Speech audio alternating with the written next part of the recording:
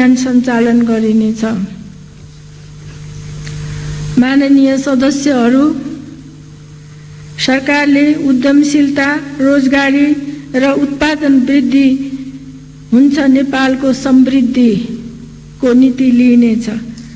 उपलब्ध स्रोत, साधन, पुँजी, सिप एवं प्रविधिको अधिकतम उपयोगबाट औद्योगिक उत्पादकत्व र उत्पादन वृद्धि गर्ने गरी उद्योग क्षेत्रका कार्यहरू सञ्चालन गरिनेछ। उच्च उत्पादकत्व भएका देशलाई आत्मनिर्भर बनाउन योगदान पुर्याउने र निर्यातमूलक उद्योगहरूलाई संरक्षण र सहुलियत प्रदान गरिनेछ। औद्योगिक ग्राम, औद्योगिक क्षेत्र र विशेष आर्थिक क्षेत्रहरूमा आवश्यक पूर्वाधारहरूको विकासका लागि सरकारी लगानी बढाइनेछ। स्थानीय श्रम, सिप, स्रोत तथा साधन प्रयोग गरी एकीकृत रूपमा उद्योग व्यवसायको विकास गर्न 45 स्थानीय तहहरूमा औद्योगिक ग्राम स्थापना गर्ने कार्य प्रारम्भ भइसकेको छ। स्थानीय आवश्यकता र सम्भाव्यताका आधारमा औद्योगिक ग्राम विस्तार गरिनेछ। झापाको दमक, सर्लाहीको मूर्तिया, मकवानपुरको मयूरधाप, चितवनको शक्तिखोर, रूपन्देहीको मोतीपुर, बाँकेको नौबस्ता, कैलालीको लम्की र कञ्चनपुरको दैजीमा औद्योगिक क्षेत्रका लागि आवश्यक पूर्वाधार तयार गरिनेछ। दुवै छिमेकी मित्र राष्ट्रहरूको सहकार्यमा अन्तर्देशीय आर्थिक क्षेत्र स्थापनाको कार्य अगाडि बढाइनेछ।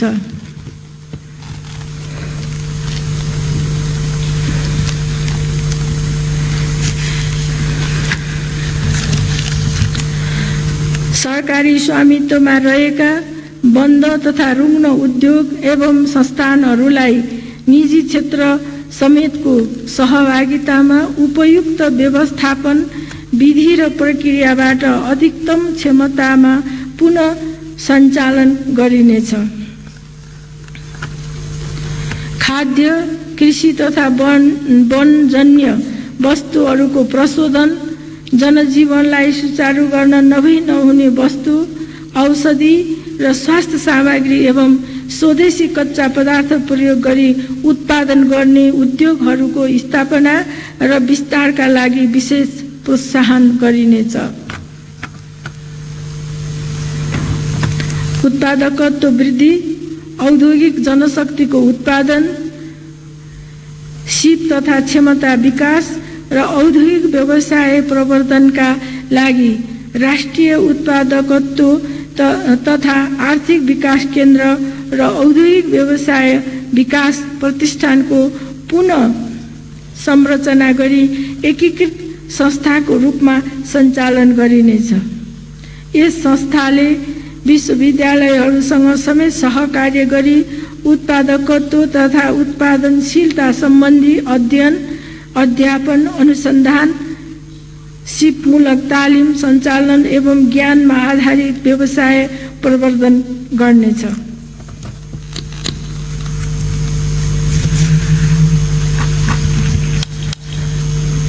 प्रदेश र स्थानीय तहसँगको समन्वयमा स्थानीय स्रोत साधनको उपयोग गरी कृषि तथा गैर कृषि उत्पादन, प्रशोधन, रोजगारी सिर्जना र स्थानीय समृद्धिको आधारको रूपमा लघु, घरेलु, साना तथा मझौला उद्यमहरूलाई अभियानको रूपमा विस्तार गर्न अभिप्रेरित गरिनेछ।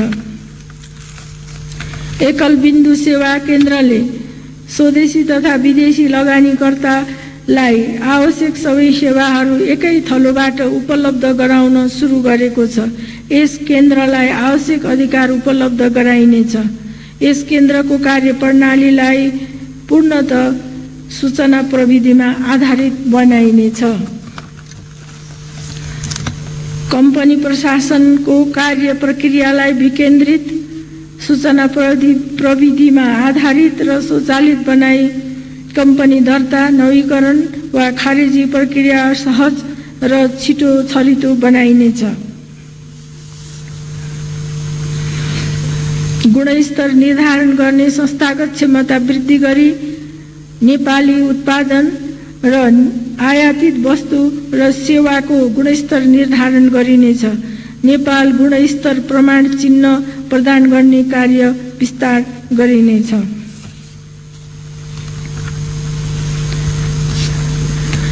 सरकारले देशभित्र रहेका खानी स्थलहरूको अध्ययन र अन्वेषण कार्य अघि बढाएको छ।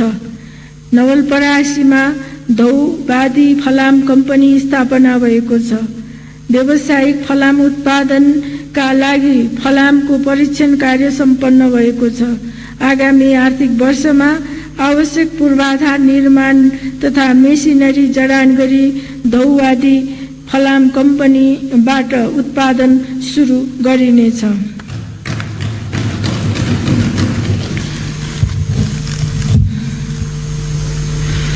दैलेख लगायत 10 स्थानमा पेट्रोलियम अन्वेषण कार्य प्रारम्भ भएको छ। आगामी वर्ष दैलेखमा पेट्रोलियम तथा बैतडी र बझाङमा फस्फोराइटको अन्वेषण कार्य सम्पन्न गरिनेछ। बहुमूल्य किमती र अर्ध किमती पत्थर प्रशोधन गरी निर्यात गर्न प्रोत्साहन गरिनेछ। वातावरणीय क्षति नहुने गरी खानीजन्य निर्माण सामग्री उत्पादन गर्ने उद्योग सञ्चालनमा ल्याइनेछ। द्विपक्षीय, क्षेत्रीय र बहुपक्षीय संयन्त्रहरूको उपयोग गरी अन्तर्राष्ट्रिय व्यापार वृद्धि गरिनेछ। निर्यातयोग्य वस्तु तथा सेवाको उत्पादन, प्रशोधन र बजारीकरणमा जोड दिई अति कम विकसित मुलुकको हैसियतमा प्राप्त सौविध्यपूर्ण सुविधाको अधिकतम उपयोग गरिनेछ। नेपाल भारत पारवहन तथा वाणिज्य सन्धिको समग्र पुनरावलोकन गरी नेपाली वस्तुको निर्यातलाई सहज बनाइनेछ। बंगलादेश र भुटानसँग सौविध्यपूर्ण व्यापार सम्झौता गरिनेछ। मित्र राष्ट्र चीनसँगको पारवहन सुविधाको उपयोग गरी चिनिया बन्दरगाहहरूबाट तेस्रो मुलुकसँगको व्यापार विस्तार गरिनेछ।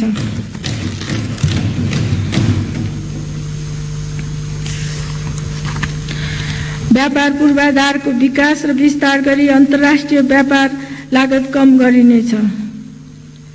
आगामी आर्थिक वर्ष नेपालगञ्जमा एकीकृत जाँच चौकी निर्माण सुरु गरिनेछ। आगामी वर्ष कैलालीको हरैयामा व्यापार विशेष क्षेत्र र कञ्चनपुरको दोधारा चाँदनी स्थित कञ्जभोगमा सुक्खा बन्दरगाह निर्माणको प्रारम्भिक कार्य सुरु गरिनेछ।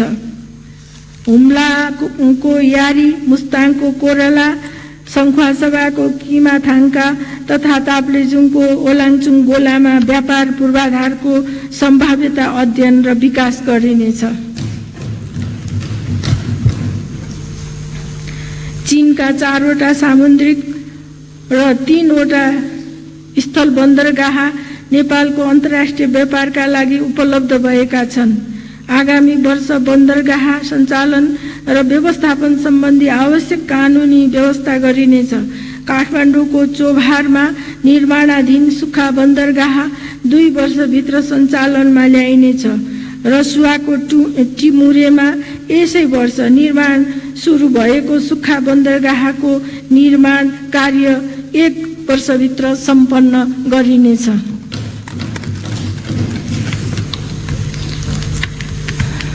प्राकृतिक स्रोतमा आधारित निकासी जन्य वस्तुहरू, पानी, ढुङ्गा, काठ लगायतको निकासी सम्भावनाको अध्ययन गरी सम्भाव्य बजारको खोजी गरिनेछ। निर्यात लागत कम गर्न निर्यात गृह स्थापना गर्नुका साथै एउटै वस्तु उत्पादन गर्ने उत्पादकहरूको समूह बनाई सामूहिक ट्रेडमार्कको प्रयोग गरिनेछ। निर्यात प्रवर्धन र व्यापार विस्तारका लागि समग्र व्यापार क्षेत्रको गुरु योजना तयार गरिनेछ। सङ्घ प्रदेश र स्थानीय तीनै तहको सक्रियता र समन्वयमा बजार अनुगमन गरिनेछ। उपभोक्ता हित विपरीत क्रियाकलापमा संलग्न हुने जो कोहीलाई कारबाहीको दायरामा ल्याइनेछ। व्यापारिक फर्मका अभिलेखहरूलाई सूचना प्रविधिमा आधारित बनाइनेछ। निकासी पैठारी संकेतलाई वस्तुपरक र सरल बनाइनेछ। आपूर्ति प्रणालीमा सुधार एवं भण्डारण क्षमतामा वृद्धि गरिनेछ। संघ अन्तर्गत 1 लाख मेट्रिक टन र प्रत्येक प्रदेशमा कम्तीमा 30,000 मेट्रिक टन खाद्यान्न मौजाद राख्ने गरी खाद्य व्यवस्था तथा व्यापार कम्पनी लिमिटेड र साल ट्रेडिङ कर्पोरेसन लिमिटेडको भण्डारण क्षमता बढाइनेछ। आन्तरिक वितरण प्रणालीलाई सुदृढ गर्न र आपूर्ति व्यवस्थामा पर्ने आकस्मिक अवरोधलाई सम्बोधन गर्न प्रदेश, जिल्ला र स्थानीय तहसम्म खाद्यान्नको उत्पादन, आपूर्ति र भण्डारणको अद्यावधिक प्रतिवेदन प्राप्त गर्ने प्रणाली विकास गरिनेछ।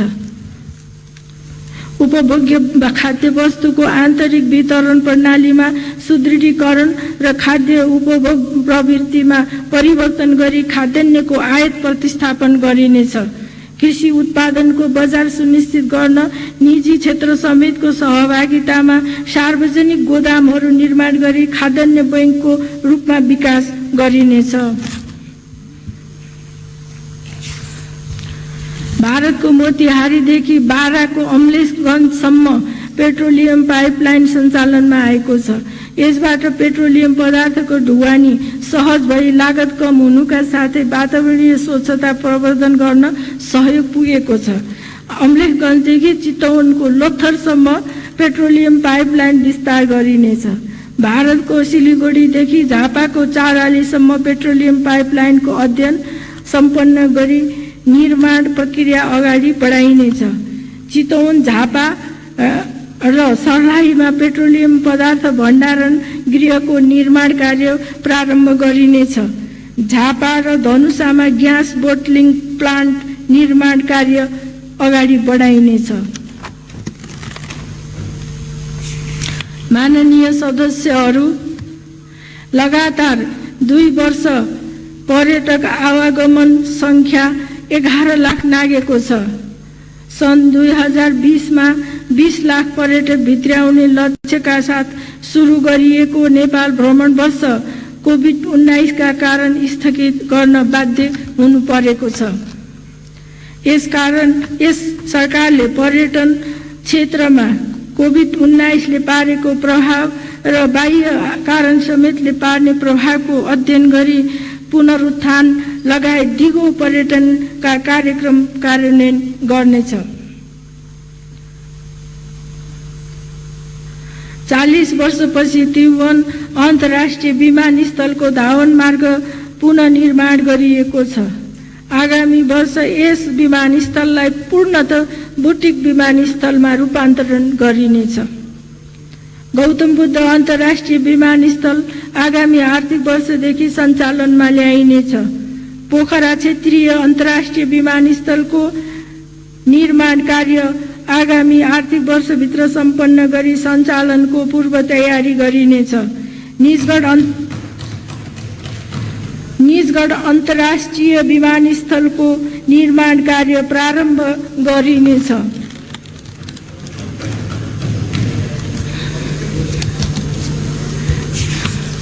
थप 8 वटा आन्तरिक विमानस्थलको धावन मार्ग कालोपत्रे गरिएको छ। हालसम्म 8 वटा विमानस्थलबाट रात्रिकालीन उडान तथा अवतरण सुरु भएको छ।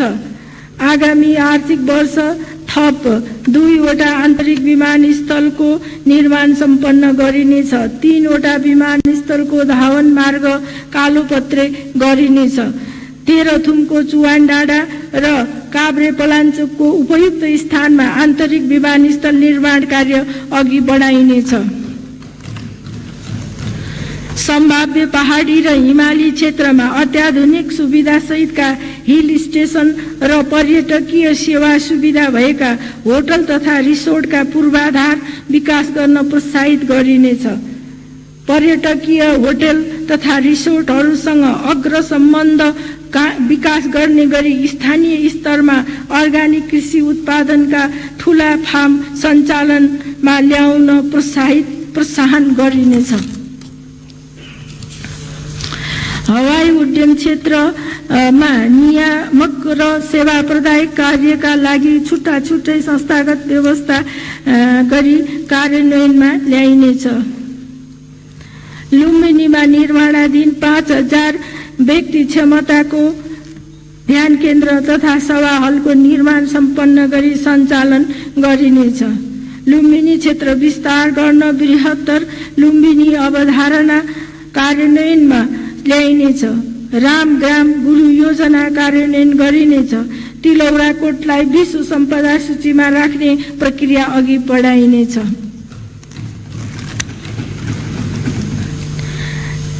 नेपालको भाषा साहित्य कला संस्कृति र सम्पदाको संरक्षण र सम्वर्धन गरिनेछ। प्रतिलिपि अधिकार प्रत्याभूत गरिनेछ।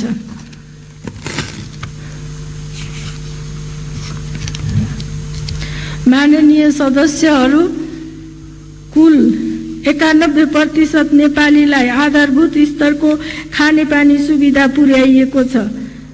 आकस्मिक र विपदका अवस्थामा तथा ग्रामीण बस्तीहरूमा खानेपानी सेवा पुर्याउन सातै प्रदेशमा वाटर एम्बुलेन्स सञ्चालनमा ल्याइएको छ। यो सेवालाई थप विस्तार गरिनेछ।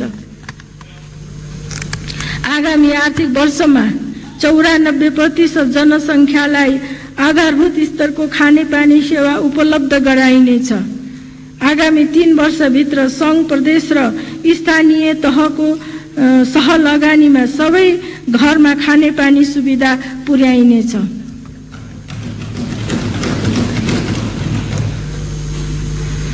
मेलम्ची खानेपानी आयोजनाबाट छिट्टै काठमाडौँमा पानी ल्याउने गरी कार्यान्वयनलाई तीव्रता दिइएको छ।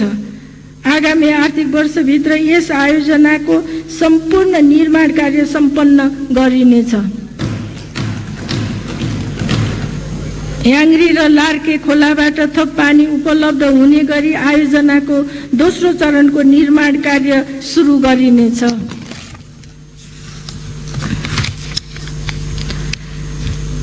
शुद्ध खानेपानीको आपूर्तिलाई दिगो बनाउन महाकाली, कर्णाली, बबई र कोशी लगायतका नदीमा आधारित थोक वितरण प्रणाली तथा जलाशय युक्त खानेपानी आयोजनाको विस्तृत अध्ययन गरी कार्यान्वयन गरिनेछ। तराई मधेस क्षेत्रका 20 जिल्लामा 411 किलोमिटर ढल निर्माण भएको छ। सरसफाईका लागि चेतनामूलक कार्यक्रमका साथै विशेष कार्यक्रमहरू सञ्चालन गरिएका छन्। स्थानीय तह र प्रदेश सरकारको सहभागितामा सरसफाई सम्बन्धी क्रियाकलापहरू सञ्चालन गरिनेछ। मुख्य सहरहरू र सहर उन्मुख क्षेत्रहरूमा ढल निर्माण र फोहोर प्रशोधन तथा व्यवस्थापन कार्यक्रम सञ्चालन गरिनेछ।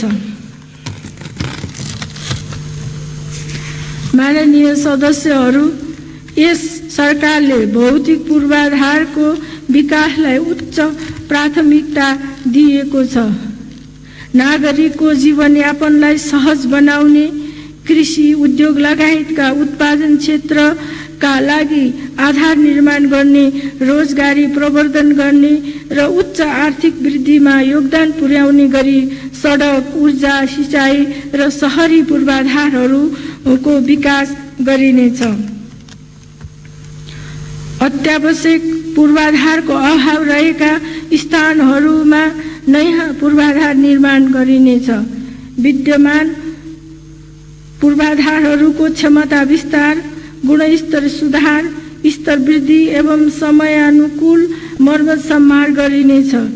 राष्ट्रिय महत्त्वका पूर्वाधारहरू अन्तर्राष्ट्रिय गुणस्तर बमोजिम निर्माण गरिनेछ। सडक दुर्घटना न्यून गर्न राष्ट्रिय राजमार्ग निर्माण तथा स्तर उन्नति गर्दा सडक सुरक्षा परीक्षण गरी सडक सुरक्षा र सौन्दर्यका आधारभूत पूर्वाधारहरू निर्माण गरिनेछ।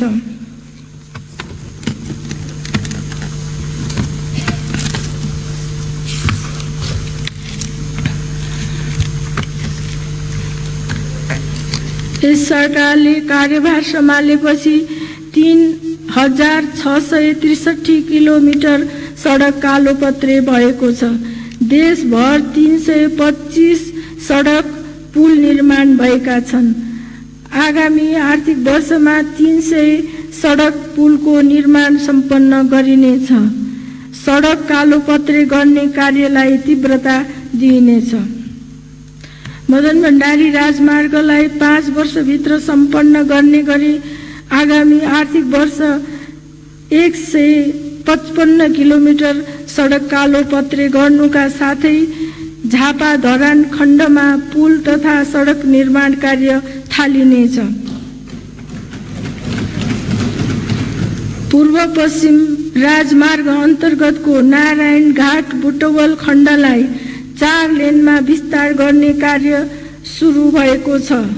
पूर्व पश्चिम राजमार्गको सम्पूर्ण खण्डलाई 4 लेनको द्रुत मार्गको रूपमा विकास गरिनेछ। यस मार्गको नारायण घाट बुटवल खण्ड र कमला कञ्चनपुर खण्डको विस्तार कार्य 3 वर्षभित्र सम्पन्न गरिनेछ। काठमाडौँ तराई मधेस द्रुत मार्ग निर्माण कार्य अघि बढेको छ। यो द्रुत मार्गको निर्माण आगामी 3 वर्षमा सम्पन्न गरिनेछ। आगामी आर्थिक वर्षमा यस सडकमा पर्ने जटिल प्रकृतिका पुल तथा सुरुङ निर्माण कार्य प्रारम्भ गरिनेछ। 3 वर्षभित्र निर्माण सम्पन्न गर्ने लक्ष्य सहित आगामी आर्थिक वर्षमा मध्य पहाडी पुष्पलाल लोकमार्गको 300 किलोमिटर, हुलाकी राजमार्गको 250 किलोमिटर र उत्तर दक्षिण लोकमार्ग अन्तर्गतको काली गण्डकी कोरिडोरको 90 किलोमिटर सडक कालोपत्रे गरिनेछ। कोशी र कर्णाली कोरिडोर सडकको ट्र्याक खोल्ने कार्य सम्पन्न गरी स्तर उन्नति थालिनेछ। नागढुङ्गा सुरुङ मार्गको निर्माण कार्य प्रारम्भ भएको छ। नागढुङ्गा नौबिसे सडक खण्डको 2.68 किलोमिटर मध्ये 1 किलोमिटर सुरुङ निर्माण कार्य सम्पन्न गरिनेछ। सिद्धार्थ राजमार्गको बुटवल पाल्पा खण्डको सिद्धबाबा क्षेत्रमा सुरुङ निर्माण प्रारम्भ गरिनेछ। बेत्रावती, सापुरबेसी, टोखा, छहरे, गुर्जे भन्ज्याङ, खुटिया, दिपायल लगायतका सुरुङ निर्माण कार्य अगाडि बढाइनेछ।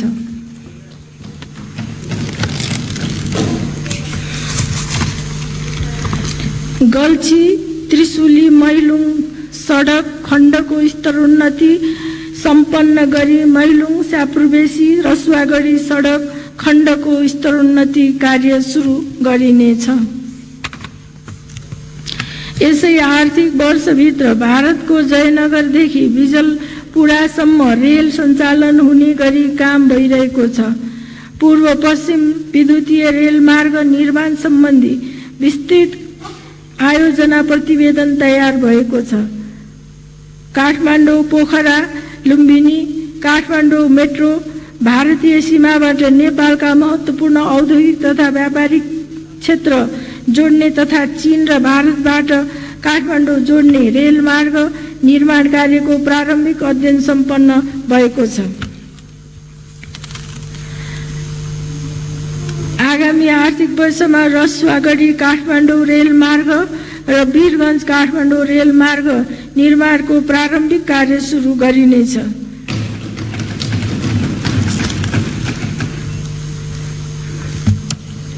पूर्व पश्चिम विद्युतीय रेलमार्ग आयोजनाको पूर्व तयारीका कार्य सम्पन्न गरी काकरभिट्टा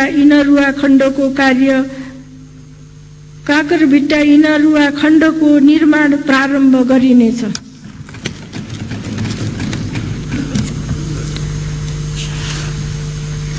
सार्वजनिक यातायात सेवालाई सहज, पहुँच योग्य, यात्रु मैत्री, विश्वसनीय, सुरक्षित र लागत प्रभावी बनाइनेछ।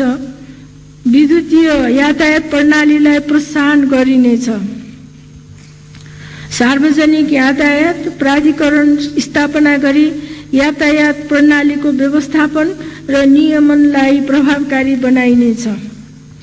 नेपालको आफ्नै ध्वजावाहक पानी जहाज भारतको आन्तरिक जलमार्गबाट समुद्रसम्म जान सक्ने गरी तयारी गरिएको छ। आगामी आर्थिक वर्षदेखि यस जलमार्गको प्रयोग गरी अन्तर्राष्ट्रिय व्यापारका लागि नेपाली पानी जहाज सञ्चालन गर्न कानुनी व्यवस्था गरिनेछ। भारतीय आन्तरिक जलमार्गसँग जोडिने गरी कोशी, गण्डकी र कर्णाली जलमार्ग विकास गरिनेछ। गण्डकी नदीलाई भारतीय आन्तरिक जलमार्गसँग जोड्ने र उपयुक्त स्थानमा टर्मिनल निर्माणको अध्ययन सुरु गरी 3 वर्षभित्र गण्डकी नदीमा जल यातायात सञ्चालन गरिनेछ।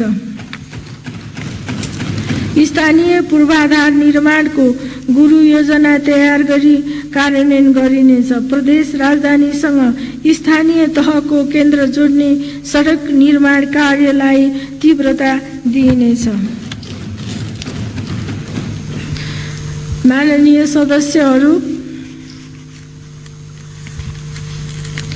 यस सरकारले संघीय संसद भवनको निर्माण सुरु गरेको छ।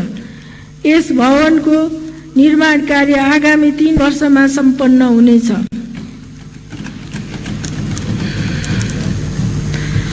ललितपुरको गोदावरीमा 3000 र रूपन्देहीको बुटवलमा 1200 व्यक्ति क्षमताको अन्तर्राष्ट्रिय सभा हल निर्माण कार्य अन्तिम चरणमा पुगेको छ।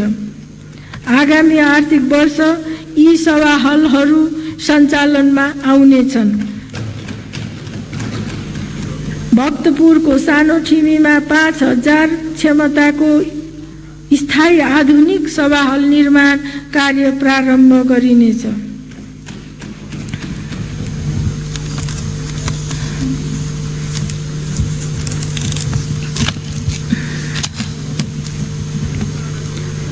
पूर्वाधार विकास र सेवा प्रवाहका लागि कठिन, छरिएर रहेका र भौगोलिक दृष्टिले असुरक्षित, अपायक एवं जोखिमयुक्त स्थानमा नेपाली बस्ती रहनु हुँदैन, राखिने छैन भन्ने सरकारको नीति हो। यस्ता बस्तीलाई शिक्षा, स्वास्थ्य, पूर्वाधार र रोजगारीका अवसर सहितको एकीकृत आधुनिक सुरक्षित बस्ती विकास गरी स्थानान्तरण गर्ने कार्यलाई तीव्रता दिइनेछ।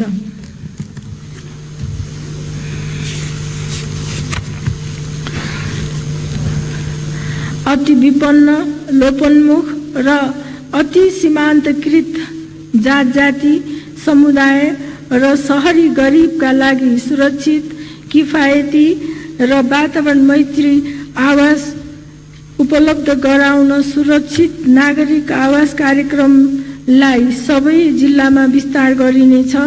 3 वर्ष भित्र देशभरका सबै निजी घरहरूमा फुसका छाना जस्ता पाताले प्रतिस्थापन गरिनेछ।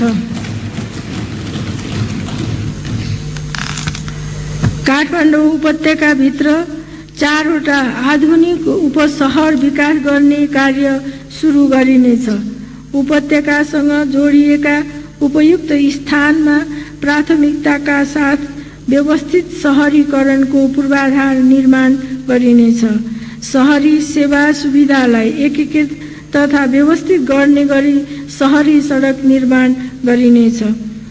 नेपाल राष्ट्रको निर्माण तथा लोकतान्त्रिक आन्दोलनमा योगदान गर्ने राष्ट्रिय व्यक्तित्वहरू र जीवन आहुति गर्नुहुने शहीदहरूको व्यक्तिगत विवरण खुल्ने अभिलेख, वृत्तचित्र र संग्रहालय सहितको राष्ट्रिय स्तरको बृहत शहीद पार्क निर्माणको तयारी प्रारम्भ गरियो।